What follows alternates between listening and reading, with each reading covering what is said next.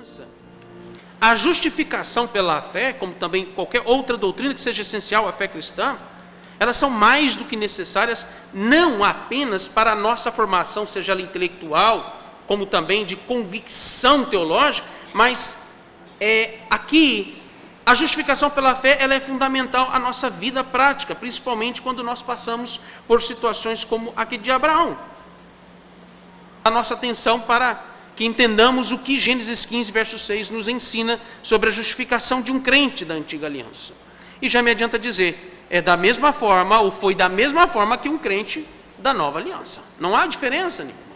Eu quero que você se atente, em primeiro lugar, ao verbo crer, que é que se destaca aqui claramente nessa parte A do verso 6. Em primeiro lugar, aqui esta palavra, ela ocorre no Antigo Testamento pelo menos 108 vezes, no que diz respeito ao conceito que também é aplicado no verso 6. No conceito de ter fé. Isso é uma evidência geral de que nós temos a certeza de que na antiga aliança eles criam no Senhor Jesus para que pudessem pela graça ser salvos, ter os seus pecados perdoados. Ela também era usada para se referir a pilastras, para se referir como substantivo a colunas de um edifício, dando a ideia de que a fé é como um instrumento para apoio, para sustentação na vida de uma pessoa, mostrando que é a sua convicção e o seu comprometimento com as verdades da palavra de Deus, esse comprometimento como instrumento destas verdades e promessas vão nortear todas as áreas, todas as esferas da sua vida. Há uma diferença muito grande entre acreditar e crer no que o texto aqui está nos mostrando no uso desse termo. Acreditar, basicamente, significa, no máximo, você estar convencido de algo, ou estar em plena concordância intelectual sobre alguma coisa. Mas acreditar significa que, mesmo você concordando com aquilo, mesmo tendo o convencimento de algo que é verdade, ainda assim você não tem compromisso e devoção com aquilo. Crer é mais do que um convencimento sobre alguma coisa, mas é a adesão em todos os sentidos daquilo que lhe é revelado. É a aplicação aqui que nos é feita de que essa não é uma fé qualquer, não é uma fé intelectual, não é uma fé histórica, não é uma fé política, não é uma confiança nos seus próprios esforços, mas aqui se trata da fé salvadora em Cristo Jesus, mesmo se tratando da situação e do contexto de Abraão. É a convicção do coração manifesto, meus irmãos, como eu disse antes, em todas as faculdades, no corpo, na mente, na consciência de um pecador eleito e regenerado. Significa que a sua vida, ela está apoiada, fundamentada nos pilares da promessa de um descendente e também de uma descendência. E esta é a razão da vida de Abraão aqui, quando ele se angustia. O que o Senhor revelou para ele nos versos 1, os versos 4 e 5, é a base então daquilo que ele crê. É a base da sua fé, que se encaixa perfeitamente aqui nesses versos, no que diz respeito à salvação em Cristo Jesus. É curioso ver, meus irmãos, que veja como que ele se apoia nessa promessa, e por que essa promessa ela é dupla quanto ao descendente e à descendência. Abraão, ele viu seu filho Isaque, e ele teve a oportunidade de ver os seus netos Jacó e Esaú, e eu destaco mais Jacó. Mas quando ele morre, seus netos tinham apenas 15 anos de idade, ele não pôde ver as 12 tribos de Israel sendo formada. Mas é interessante ver que o apoio que ele tem nas promessas que o Senhor está fazendo a ele, de descendente de uma descendência, envolve o segundo aspecto dessa promessa, que Abraão não pôde ver, que foi a vinda do nosso Senhor Jesus Cristo. Ele não viu isso, porque ele morreu muito tempo antes da vinda do nosso Senhor Jesus. Mas veja aqui, meus irmãos, olha que coisa maravilhosa quando a gente vê que não é o autor de Hebreus, no capítulo 11, nos dizendo que a fé é a certeza das coisas que se esperam e a convicção de fatos que não se veem?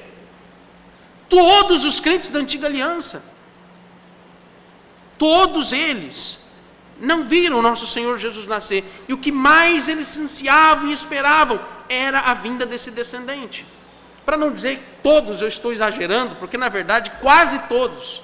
Porque os crentes, os últimos crentes da antiga aliança, como Simeão, viram o Redentor nascer. Simeão pegou o descendente da mulher nas suas mãos e disse: agora eu posso morrer em paz, porque os meus olhos veem o Salvador do mundo e do nosso povo. E Deus assim o abençoou, Deus assim ouviu a oração dele e respondeu: vá descansar agora, porque seus olhos viram o seu Redentor. E ele creu. Hebreus capítulo 11, os versos 12 a 14, quando nos fala que Abrão, a expressão que ele usa é essa: Abrão já amortecido, ou seja, já morto, não tendo visto esses descendentes, saiu dele uma posteridade tão numerosa quanto a areia do mar e as estrelas do céu.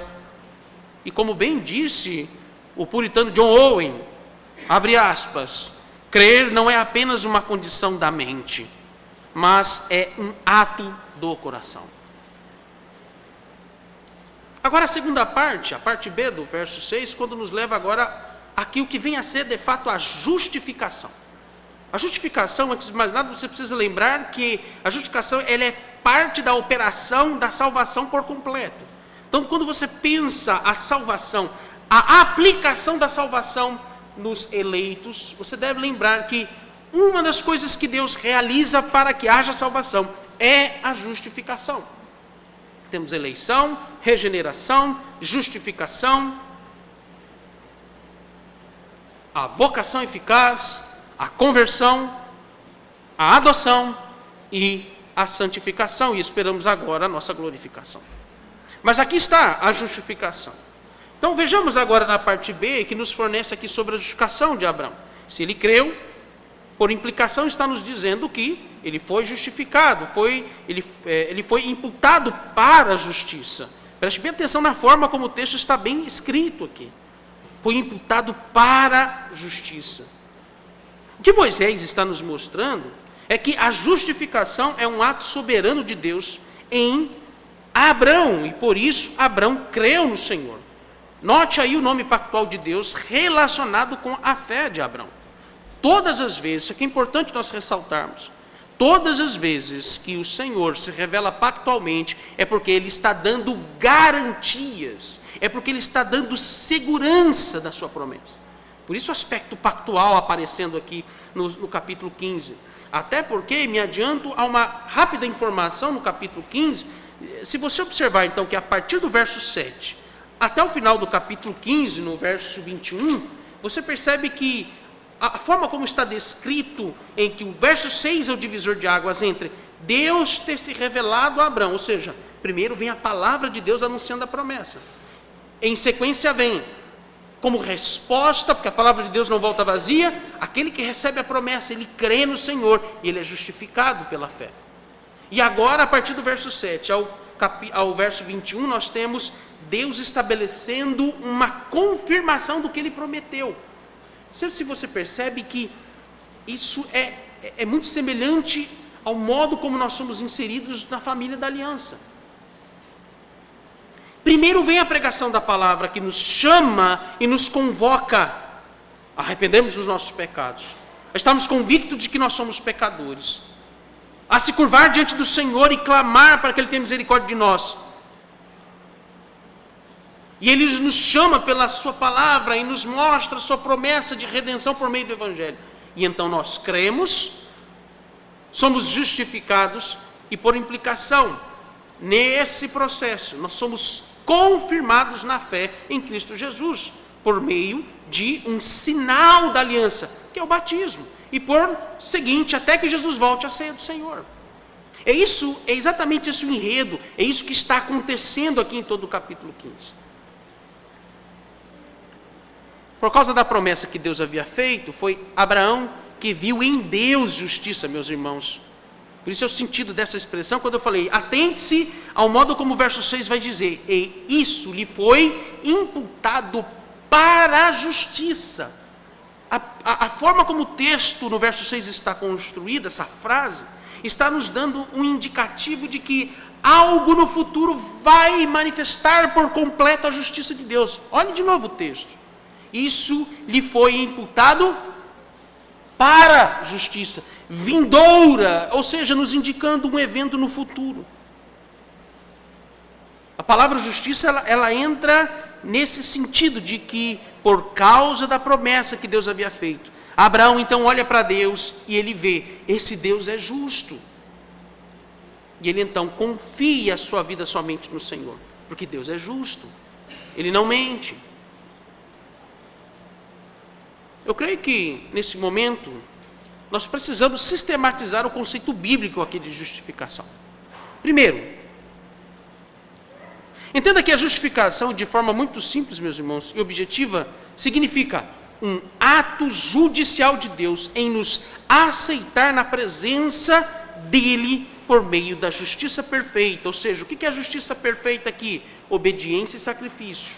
Qual que é a justiça perfeita que Deus exige de nós? Obediência e sacrifício. Nós não somos capazes de oferecer isso a Ele por nós mesmos. Mas veja o que é a justificação. É quando Deus, em um ato judicial, forense, num tribunal, Ele nos aceita na sua presença por meio da justiça perfeita de Cristo. Cristo obedeceu e se dispôs ao sacrifício da sua obediência. Isso é justiça perfeita. A única forma de satisfazer e a justiça de Deus e aplacar a ira dele contra os nossos pecados, contra nós mesmos, era se alguém se dispusesse a obedecer totalmente à lei de Deus e ainda se dispor a ser o sacrifício que satisfaria a justiça de Deus e aplacaria a ira dele contra nós. A justificação, então, é o momento em que Deus, como juiz, olha para o pecador através da perfeita obra redentora de Cristo e o perdoa, o absolve e lhe confere um novo nome. É perfeito. Salmos, quando você olha para os Salmos, alguém durante a semana me perguntou por que nós cremos que a justificação é somente pela fé, mas ao mesmo tempo você vai para a Bíblia e vê, nós somos chamados de justos, porque olhamos para nós mesmos e pensamos, mas nós não somos justos. Como é que alguém pode ser chamado de justo sendo pecador? É interessante ver porque esse é o conceito que está estabelecido quando envolve a obra da justificação em nós. A justificação nada mais é do que Cristo, repito, perdoar os nossos pecados, nos absolver da condenação à morte por causa dos nossos pecados, nos livrar da culpa dos nossos pecados e também nos conferir um novo nome, onde nós passamos a chamar não mais pecador, mas nós passamos a ser chamados de justo diante de Deus. Que ousadia é essa? Que somente pela graça de Deus é possível ser chamado de justo, mesmo que ainda nós passemos os dias da nossa vida tendo que lidar com os nossos pecados. Por isso que nós podemos dizer que a justificação ela é sintetizada em 4 partes. 4 partes. Primeiro, Deus nos aceita. Segundo, Deus imputa justiça em nós. Terceiro, nos perdoa e nos absolve dos nossos pecados. E quarto, Deus nos reconcilia com Ele mesmo por meio da justiça e dos méritos de Cristo. Opa, agora entrou um aspecto fundamental no que diz respeito à justificação somente pela fé.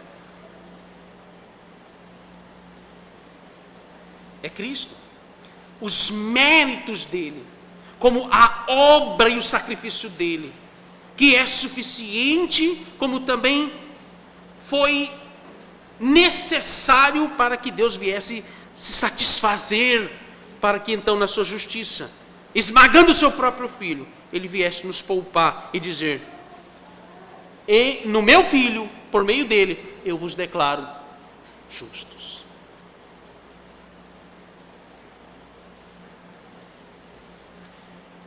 Veja o que nos diz Efésios capítulo 1, versos 5 e 6. Abra sua Bíblia. Vamos ver alguns textos das Escrituras sobre isso. Antes de ler, eu quero que você eu quero que você entenda comigo que as Escrituras, ela tem infinitamente maior poder. Quando nós vamos à leitura das Escrituras, meus irmãos, diretamente a palavra dele. Nós vemos aqui então Deus agindo por meio do seu Espírito Santo em nos dando mais ainda convencimento do que ele está nos dizendo aqui por meio da pregação. Talvez eu acho que o momento mais sublime da pregação é quando nós temos as fundamentações bíblicas. Porque mais ainda, mais diretamente o Senhor fala conosco por meio das Escrituras.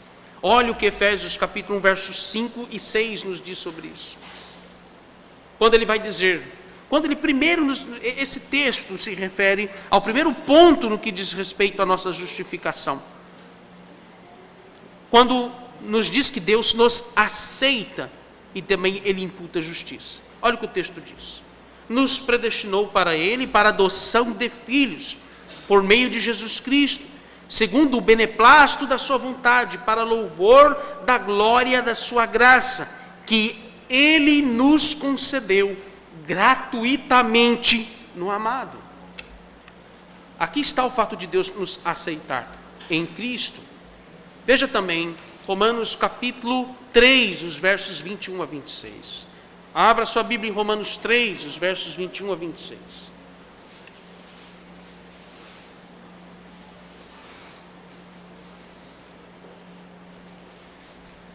Romanos 3, os versos 21 a 26.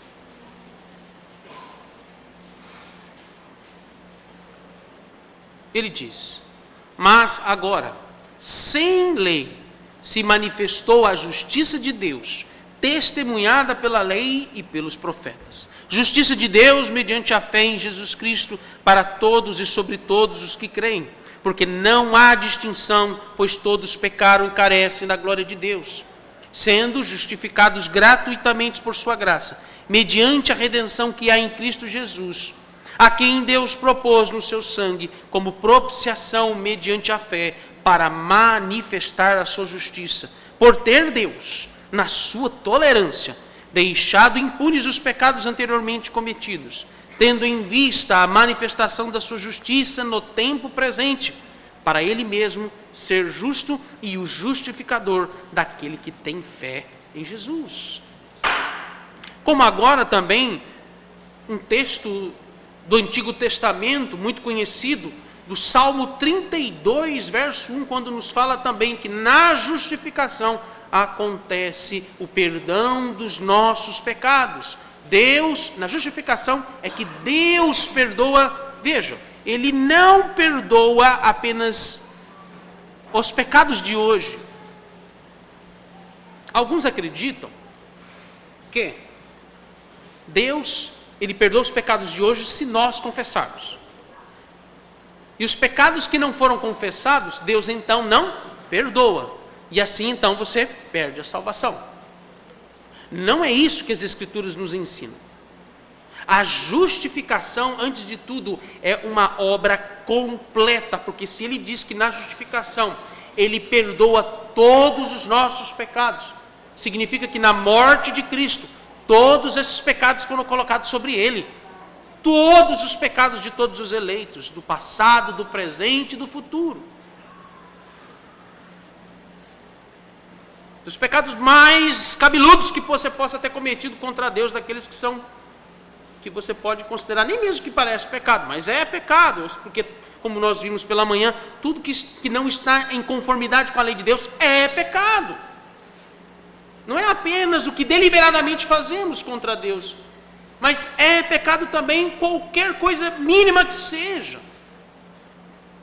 Por mais que você faça algo por ignorância, mas se a lei diz que aquilo não deve ser feito, você está em pecado.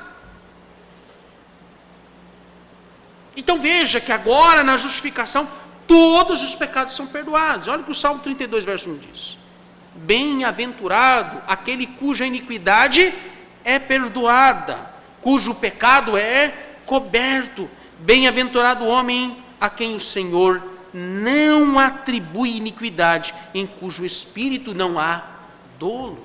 Isso faz parte da justificação, ter os nossos pecados perdoados e também absolvidos da iniquidade que cometemos contra Deus. Olha também Romanos capítulo 5, versos 1 e 2. Romanos capítulo 5, os versos 1 e 2.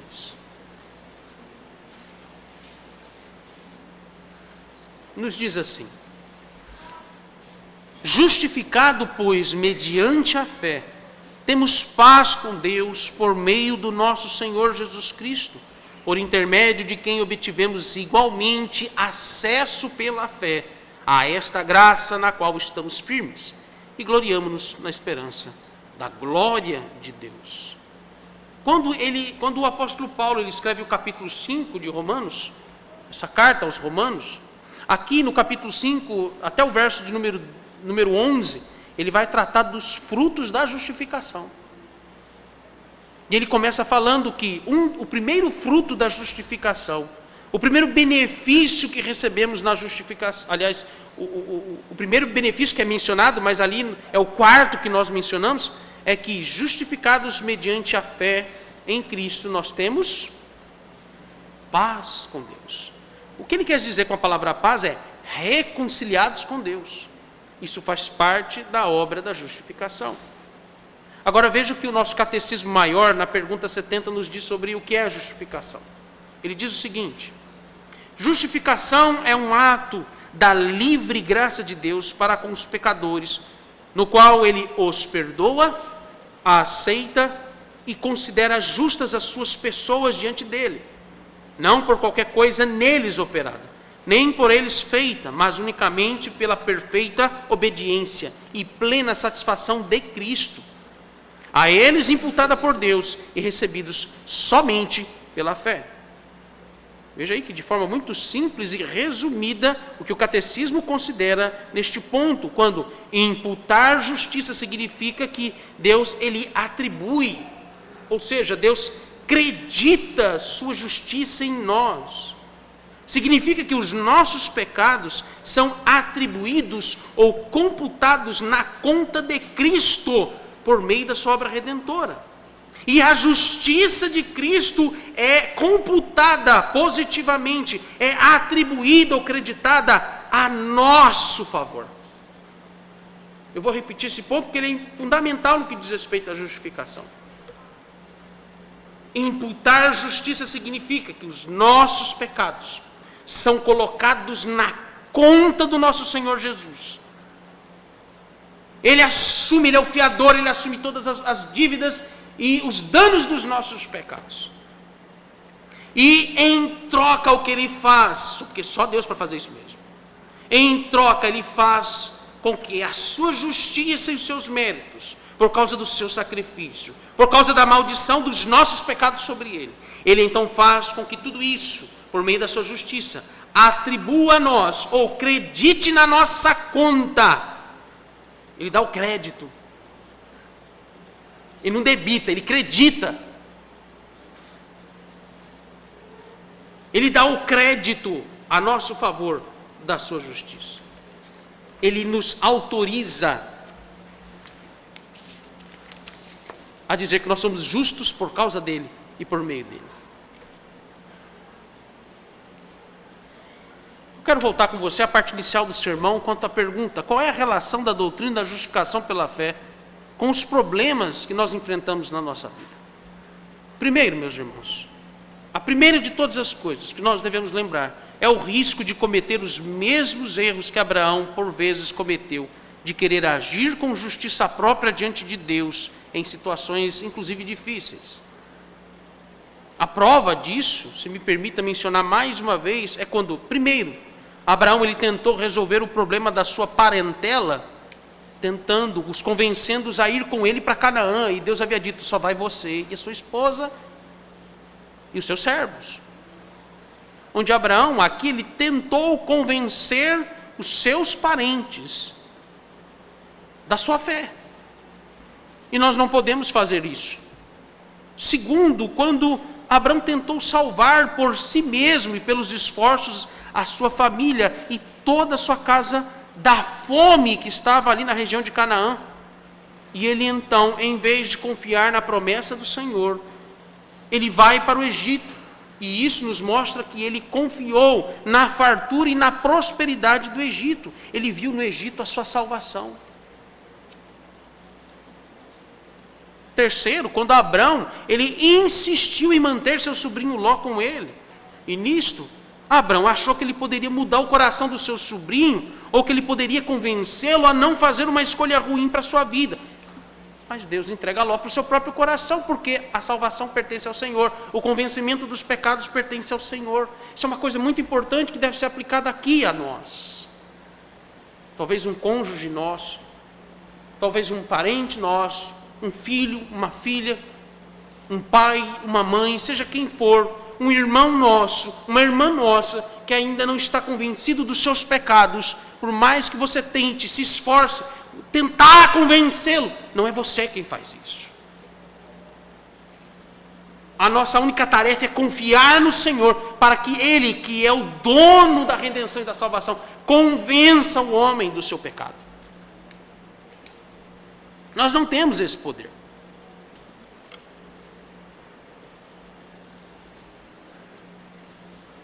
Nós agimos da mesma forma. Quando nós aceitamos, cremos, confiamos nos méritos da justiça de Cristo, mas muitas vezes nós não colocamos em prática, meus irmãos, o que nós professamos no exercício da nossa fé. E às vezes agimos igual Pedro, quando ele se assusta com o nosso Senhor Jesus, junto com os seus colegas discípulos, irmãos ali em Cristo, eles veem um homem andando pela água no período da noite, eles olham e eles todos ficam assustados, porque eles não reconhecem o seu Salvador, eles não reconhecem o seu Mestre andando pelas águas, e no máximo que eles dizem é, um fantasma. Às vezes a gente faz a mesma coisa. Em vez de olharmos para Cristo como nosso escudo, nosso Senhor e a nossa confiança ser depositada nele, às vezes a gente se assusta com as situações e a gente fala, é um fantasma.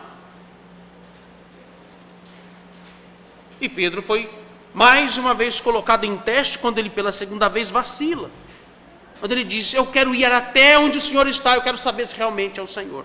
Me faça ir andando sobre as águas como o Senhor anda. E o Senhor Jesus diz, vem Pedro. Enquanto Pedro olhava para Cristo, ele não afundou. No momento em que ele dá por conta que está andando sobre as águas, sente medo. E ele afunda. A única salvação dele naquele momento era ele dizer, socorre-me, Senhor. E o nosso Senhor Jesus o socorre. E dá uma bela repreensão a ele, dizendo, ó homens de pouca fé.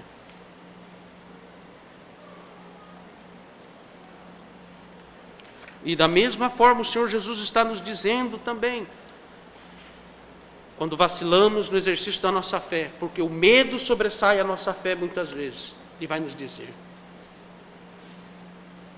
ó homens de pouca fé, por que lhes falta fé para crer que eu sou o seu Salvador em qualquer situação? A segunda resposta a essa pergunta é que Abrão mesmo, em sua impaciência e angústia, ainda assim, meus irmãos, ele manteve as suas preocupações não nas coisas terrenas, mas na promessa de Deus. Abrão aqui, ele tem uma lição a nos ensinar. Só há uma coisa que você deve ansiar no exercício da sua fé. Não é com coisas supérfluas e fúteis. O aumento, talvez, do seu salário, ou o lucro da sua empresa, talvez a promoção e a carreira no seu emprego, talvez sonhos de consumo, ou o que você come, ou o que você bebe. Todas estas coisas, elas não podem ser objetos de preocupação em nossa vida, porque senão estas coisas vão se tornar objeto de fé, em vez de confiarmos naquele que nos sustenta.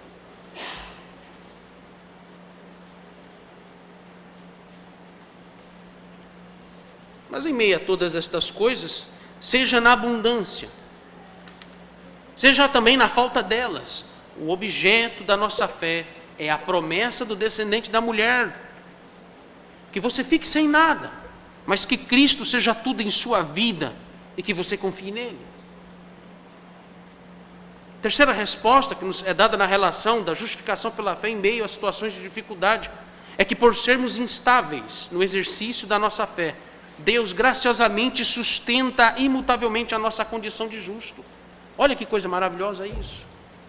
Apesar das nossas instabilidades, como que nós somos instáveis, imaturos muitas vezes em algumas coisas, mesmo assim, Deus mantém a nossa condição de justo do mesmo jeito como Ele determinou e declarou judicialmente.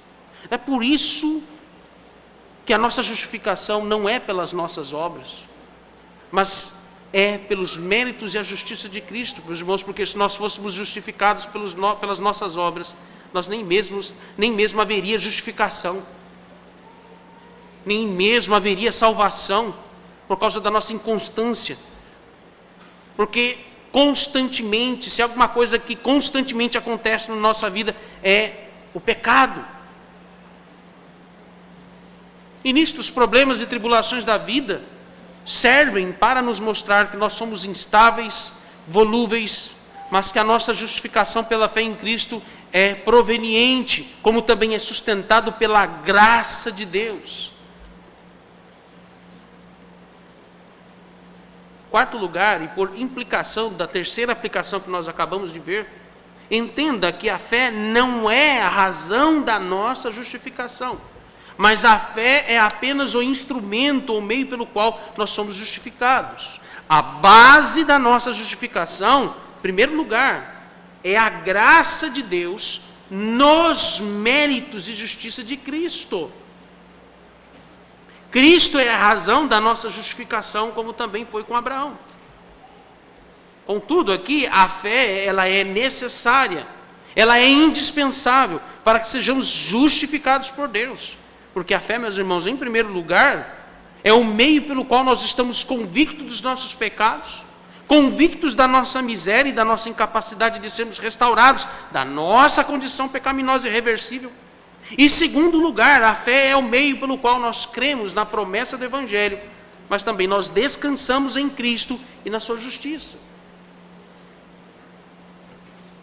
Isso aqui tem um papel fundamental quando se trata da realidade dos problemas e, inevitavelmente, do maior de todos esses problemas que podemos passar, que é o pecado.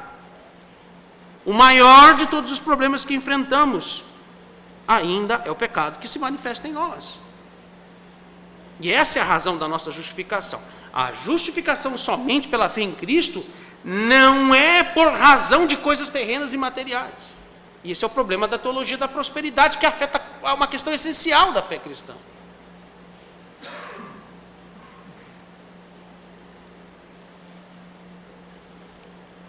O nosso descanso, veja que o exercício da nossa fé se completa não apenas quando cremos na promessa do Evangelho, mas também quando nós descansamos, nos apoiamos, que é a palavra usada quando diz que Abraão creu no Senhor. Ou seja, Abraão se apoiou no Senhor.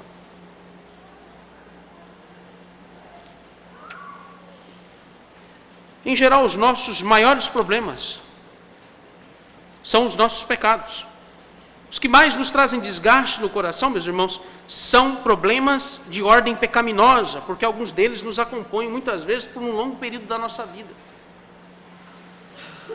E até que o pecado ele seja extirpado de nós, como que nós somos sustentados na promessa do Evangelho? Até que o pecado venha a ser tirado e arrancado de uma vez de nós, como que nós somos sustentados? Como que nós somos então preservados? Como que nós somos colocados em apoio na obra redentora quando nós pecamos? Essa é a pergunta que você todos os dias deveria fazer. Você não deveria perguntar se Deus vai resolver este ou aquele problema que você está passando. Mas em meio a essas situações de dificuldade e angústia no seu coração, o que você deveria sempre questionar e perguntar e colocar diante de Deus como uma indagação sincera e verdadeira do seu coração, é dizer: em meio aos meus pecados, como o Senhor irá me sustentar? Como o Senhor ainda manterá a obra redentora do seu Filho e a justiça e os méritos deles, mesmo quando eu peco? Eu imagino que muitos de nós, se não dizer que todos nós, precisamos descansar o nosso coração no Senhor. Somente a palavra de Deus é que vai nos fortalecer e descansar o nosso coração no Senhor. É a palavra de Deus em João capítulo 1, versos 12 e 13 que nos diz: mas a todos quanto receberam, deu-lhes o poder de serem feitos filhos de Deus, a saber, aos que creem no seu nome, os quais não nasceram do sangue, ou seja, do sangue de Abraão, mas nasceram da vontade, nem nasceram da vontade da carne, nem da vontade do homem, mas de Deus.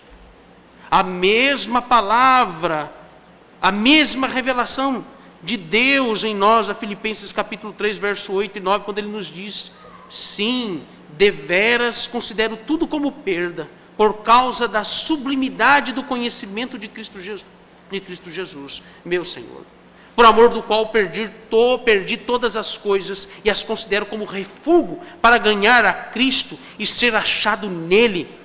Não tenho justiça própria, que procede de lei, senão o que é mediante a fé em Cristo, a justiça que procede de Deus, baseada na fé. A mesma palavra de Deus que nos diz em Atos 15, verso 11, as palavras do apóstolo Pedro, usado pelo Espírito Santo: ora, Deus que conhece os corações, lhes deu testemunho concedendo o Espírito Santo a eles, como também a nós, e não estabeleceu distinção alguma entre nós e eles, purificando-lhes pela fé o coração. Agora, pois, por que tentais a Deus, pondo sobre a serviço dos discípulos um jugo que nem nossos pais puderam suportar, e nem nós?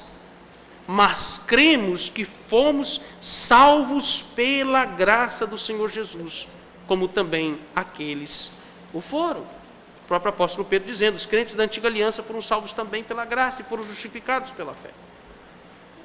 E eles descansaram nisso.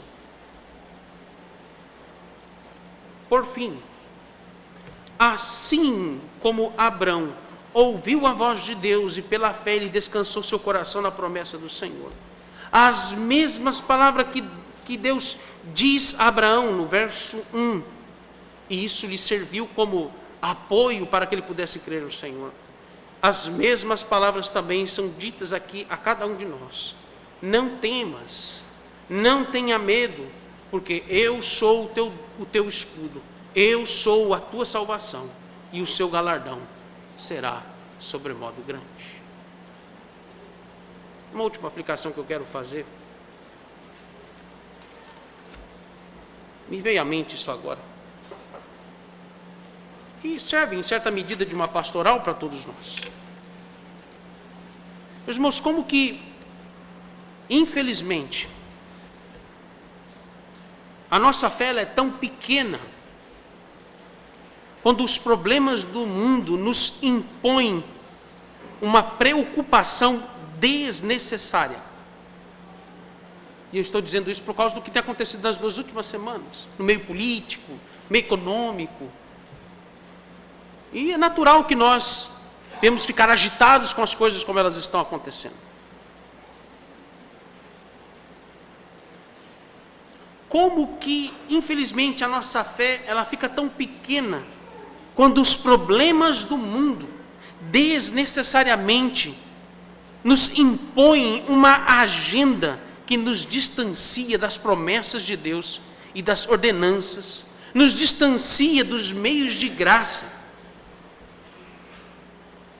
nos distancia do dia do Senhor, preocupados com as queimadas da Amazônia. Não que você não deva se preocupar, não é isso que eu estou dizendo.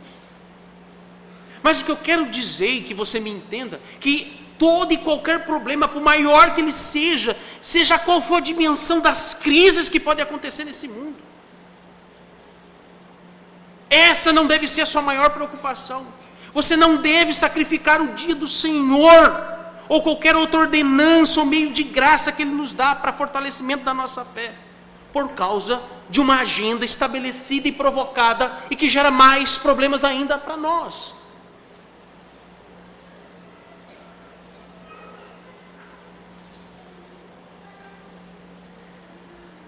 Não percamos as bênçãos da salvação não deixemos de desfrutar dos frutos da justificação. E não sejamos tolos a permitir que determinados problemas eles ocupem um grau maior e prioridade maior no nosso coração, em vez de você se alimentar, em vez de você, a palavra crer significa também nutrir, como eu disse no início. O que vão resolver no G7, sei lá o que eles vão fazer. Nós fizemos a nossa parte de elegê-los, cumprir com a nossa obrigação, e aguardemos no Senhor, e confiemos no Senhor, o que eles têm que fazer, que façam o seu trabalho.